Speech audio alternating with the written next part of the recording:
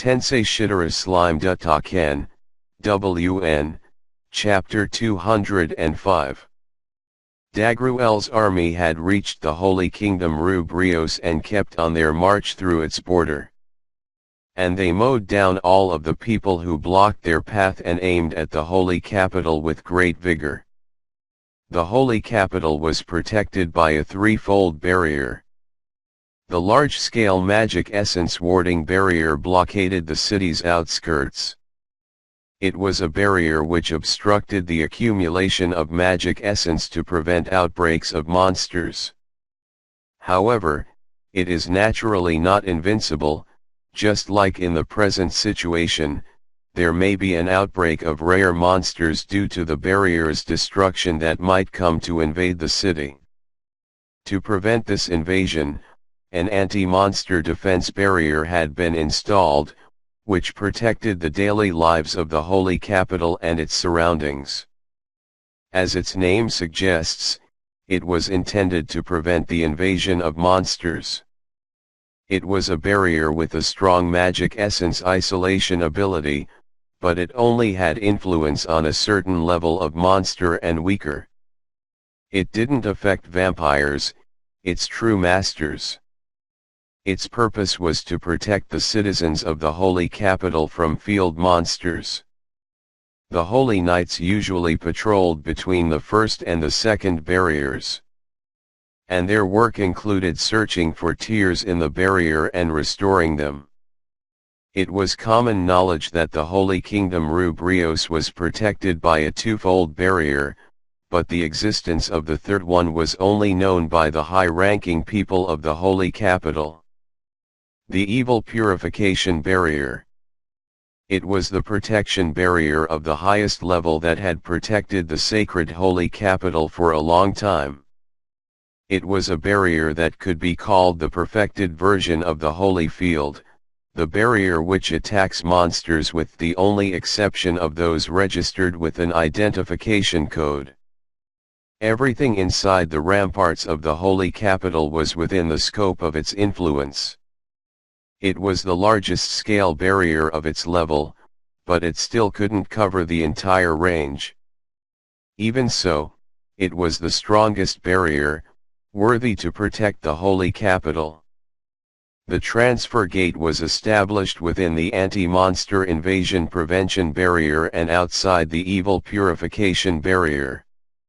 The reason was because Ruminas didn't want the subordinates of the other demon lords acting freely within the holy capital.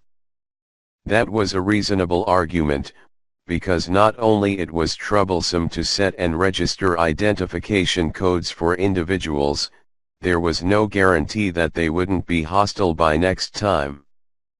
Therefore, the evil purification barrier was applied to every monster with the only exception being Rumina's subordinates. The effect was applied even to the high-ranking monsters in Shin's entourage. Thus, Shin's elite corps who arrived from the transfer gate organized themselves at the peripheral of the living area without entering the holy capital.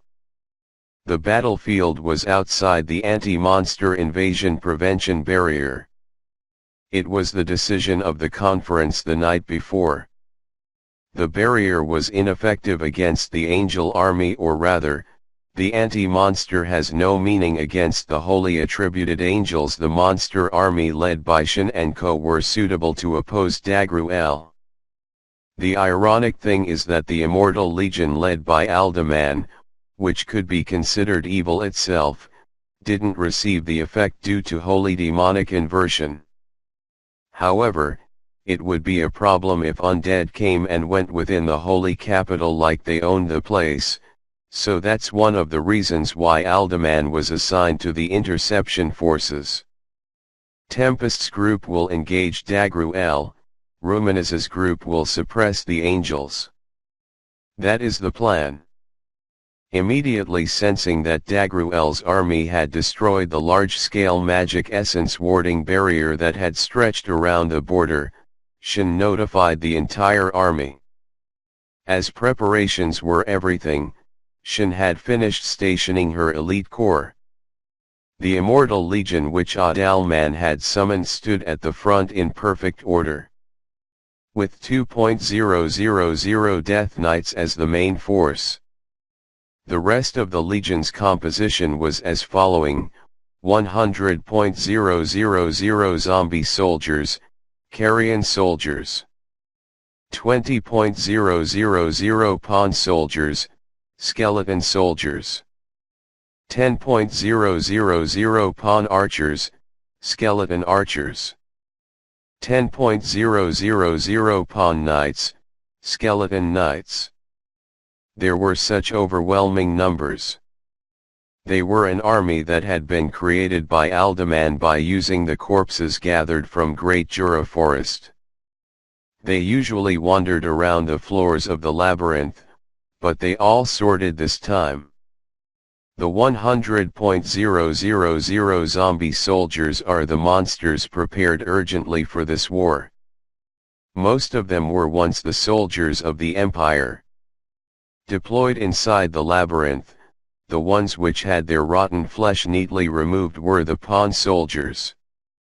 Among them there might be those which were once adventurers who had died inside without buying a bracelet, but this was a rare example.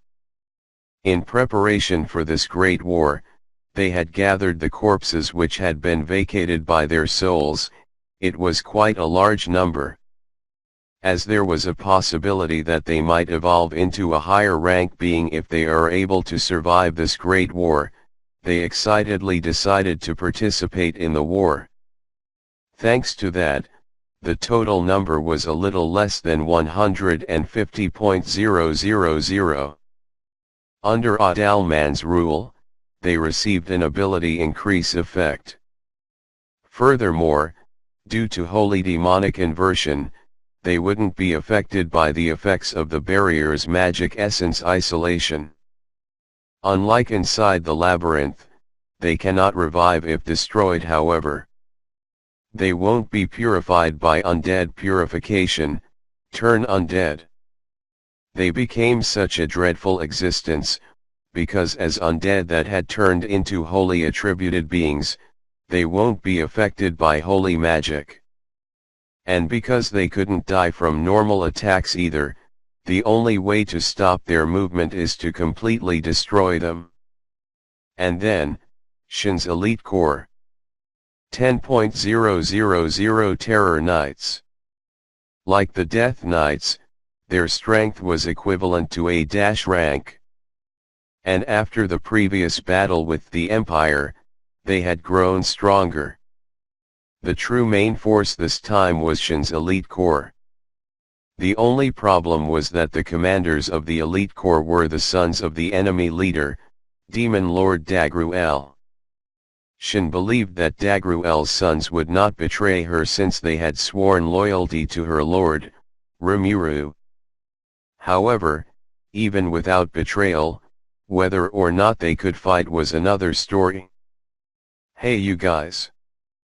The enemies are your relatives, can you guys fight them? Shin summoned the three and asked them directly. And the three brothers responded as if it were natural, of course, Nay-san. Whether it's our old man, or uncle, we will defeat them. Yeah. We will show our seriousness. Phew phew phew. My stomach is growling. His stomach is growling. For an instant, Shin thought, what is this guy talking about? However, she splendidly ignored it. Oh well, since he's fat, it couldn't be helped that it would growl.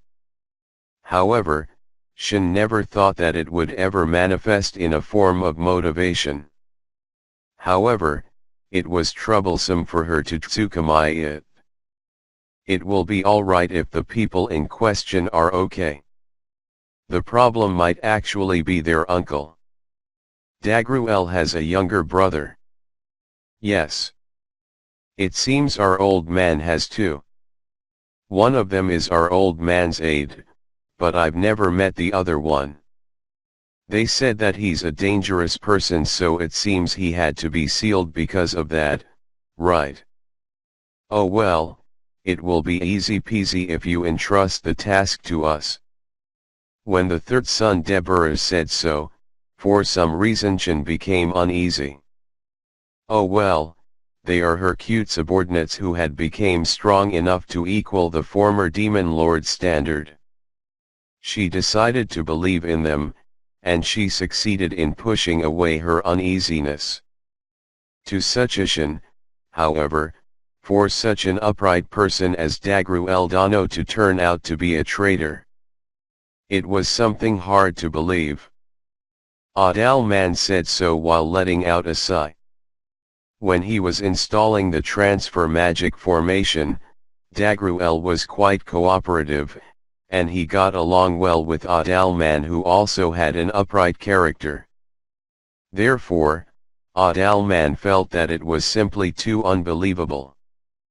Oh well, it seems he was acquainted with the person who calls himself Velda, so he might have some kind of old ties with him. Shin concluded so. No matter what was said, holding back against him was unnecessary, as he was an enemy. After all, Shin would not forgive that Velda scum who had babbled such nonsense like destroying her dearest master Rimuru.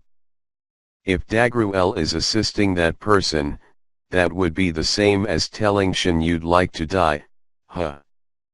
If it were the old Shin, she would have gone ahead and attacked by herself and struck him with all her might.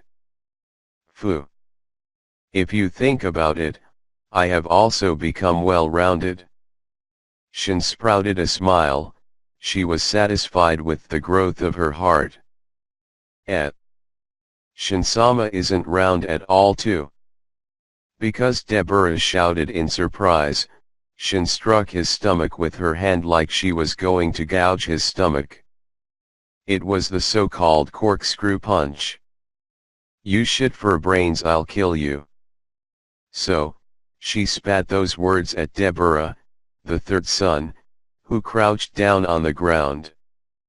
Deborah was someone that no matter how much he ate, the nutrients just went to his sides and never did reach his brain. He was the number one fool among the trio. This reward is. Deborah had a joyful smile on his face for some reason and then fainted. His two older brothers who saw this envied him. The other two brothers are fools as well. Shin imagined a cold sweat going down her back. What a frightening bunch, she thought. Gradually she has begun to not need to hold back against them. If only assessed from durability, the three brothers would rank first place without a doubt. In this world, there are really frightening people. In various meanings 3. Whilst Shin was thinking about this, she immediately turned her attention and glared at the approaching troops of Dagruel to her front. With a simple magic power perception, she investigated Dagruel's army. She perceived some people with large amounts of energy. However, only a few of them were worth watching out for. If it's with her current power, enemies that she should be cautious to that extent did not exist. However, that's assuming that the results of the magic power perception were accurate. At least the demon lord Dagruel seems to be a martial artist who had had a 1vs1 battle against Feldera in the past. Shin's perception hadn't perceived anyone who had such huge power amongst the troops. That reminded her. Suddenly Shin remembered it. That Feldera and Dagruel had talked about training to suppress their magic power. No, it can't be. It's not something that can be so easily attained. I want to think that, however, she felt that it was possible when she thought about the growth speeds of Dagruel's sons and their foolish tenacity. I'll think about it when the time comes. Thus Shin made up her mind after she gave up thinking about it. Dagruel's army had shown its perfect appearance. Chain of Restraint Titan Army, Total number 100.000. Shin's army was advantageous in number. Yet it might be inferior in terms of quality. There were giant ogres and cyclops. Even big shots like some hecatonchires, four of the Titan races. Various types of giants were approaching in crowds. In Shin's honest impression, no matter how many bones there are, it wouldn't matter, right, or so she thought. Oh dear, what a magnificent view. This may be a bit harsh for my cute skeletons. A bit. Somewhat, it's a bit tough, but they should manage somehow or another. Ho. Do you have a plan? I can't say it's a plan, but Albert's command abilities are quite good. In addition, please look at them properly. The equipment of the pawn soldiers are complete. Shin noticed it as Alderman said it to her. Needless to say about the Death Knights, the pawn soldiers were equipped with leather armor. It was the best quality goods with the Tempest mark and made in the dwarf's workshop. The pawn knights were, surprisingly, only equipped with simple breastplates. They seemed to be stingily made with demon steel exclusively for the skeletons to use, but the performance was guaranteed. Judging from the dull light they're emitting, they might be charged magic items. As one might expect, the zombie soldiers received cheap makeshift equipment. Hey! Aren't you overdoing things? How did you obtain that amount of demon steel? What? It was an easy matter. From various sources, like the melted cheap equipment from adventurers, or iron ores I procured via our node. Oh yes, from every one of the Imperial soldier before, it was a joyous thing for there were so many people who had quite good equipment. However, the most delicious was the iron golem subjugation though. Shin understood Adalman's explanation, whom had been speaking in a cheerful voice. He was not just playing inside the labyrinth, it seemed that he was also steadily collecting materials. Among the monsters included in the golem group which sometimes appears, iron golems contain an abundance of iron. Whenever such a monster was defeated, he would store it inside the labyrinth, and then high-quality demon steel was completed before anyone realizes. Whilst doing combat training against iron golems, material can be collected too. It was precisely killing two birds with one stone. As things are now, the other floor guardians might do something to raise money too. TTE, by any chance has he been earning more money than me? Shin is a former monster and doesn't have any deep attachments towards money. However, she has recently been having quite a hard time thinking of a way to prepare equipment for her subordinates. In the first place, Shin was always unconcerned about money and other such things. It was only a recent change for her to begin paying attention to such matters. It's ridiculous for me to make money, and thus Shin didn't have any money. The first priority of the workshops of Tempest was the Second Army led by Gerudo. Recently, the equipment had been distributed to all of its members, though the maintenance was also a problematic issue since there are a lot of members. Since the equipment was made from demon steel, it would repair itself from the majority of damage, however it was also a fact that it was mostly used up for them. Next was the businesses for selling to the adventurers. Because this was a national policy, it could be that the aim is to earn foreign currencies, so Shin couldn't interfere. Thus, by reserving her free time, she had laboriously obtained the equipment through wholesale. Of course, it was for free. because, they were all things that had been made by the blacksmiths for practice, which were then handed over to her. She hadn't had any dissatisfaction until now, however it was not amusing for her that the simple pawn soldiers were equipped with magic armor. Before the Empire came to attack, she had received a number of sets of armor from Rimuru. They were beautiful full plates all with a certain bluish-purple color. However, it was only given to the members of Yamigiri and the commanders, it had not been distributed to the newcomers that had recently joined. For them, the similarities in their equipment were limited to the color. Since it couldn't be helped, she was going to report it to Rimuru with the thought of getting new equipment, but after seeing how the newcomer Adal man hadn't relied on Rimuru and had prepared the equipment by himself, it made Shin have second thoughts. It seems I have depended too much on Rimuru-sama, so what a guy. I will display that we can procure equipment by ourselves. Suddenly, Shin mustered her motivation. Regardless, in front of them stood an army of giants in large suits of armor. Materials that they were free to take. Listen you guys. I won't say much. But do you guys understand what you need to do? One's equipment is gained by one's own efforts. In response to Shin's question, the elite corps displayed their motivation. Shin nods satisfied to that. Adal man, who was next to her, felt that something was a little off, however he couldn't quite place it.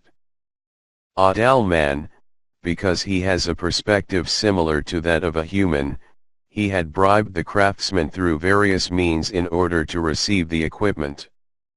He wouldn't say unreasonable things such as do it for free, like Shin.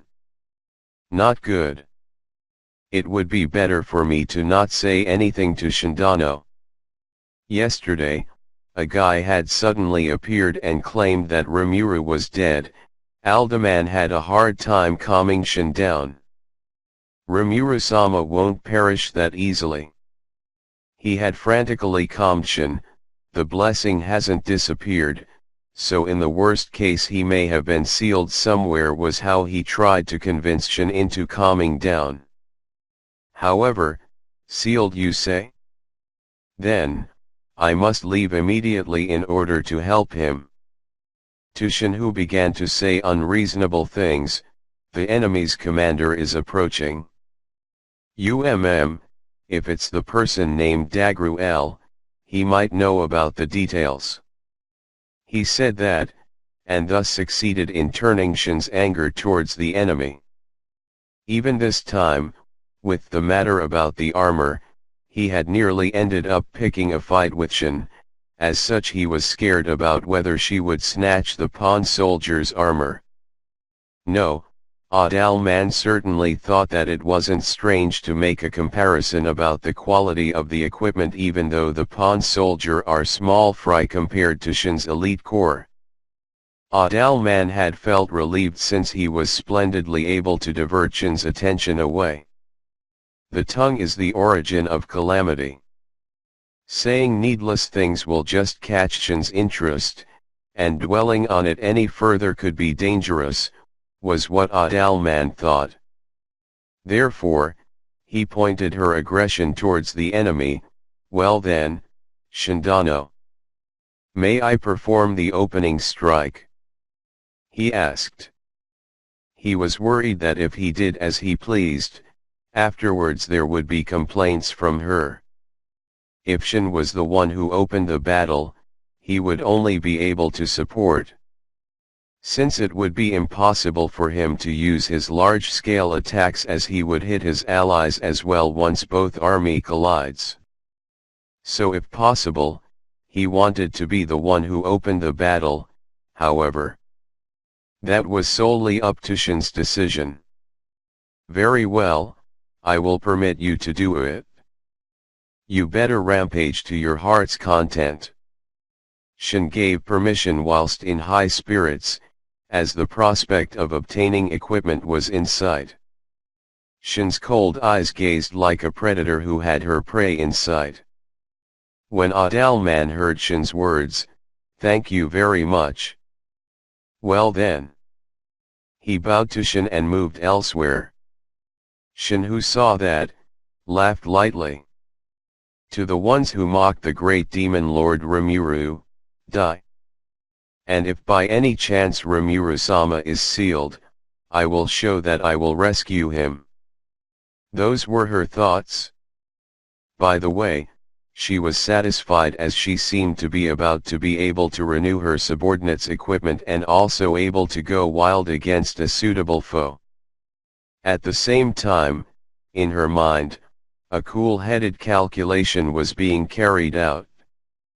Though their numbers surpassed the enemies, they were inferior in terms of quality. She mustn't look down on this battle. Worst case scenario, even if she loses her entire army, she thought that it may be necessary in order to defeat Dagruel. In the sky and on the ground. Since when being attacked from two sides, the defense will immediately collapse should one of the sides be defeated. Even in the worst case, this side must absolutely not be defeated. Shin engraved that fact in her mind whilst conversing with the fools and Adalman. Glancing at Dagura, Ryura, and Debura, the three that are Dagruel's sons, Shin thought even further. How strong is Dagruel, truly? Dagruel seems to have two younger brothers too, and the ability of those two are yet unknown. They are opponents that she must never be careless with. Even so, the victor will be me. Shin smiled fearlessly still. Her smile encouraged her allies and gave them strength. The battle would begin soon.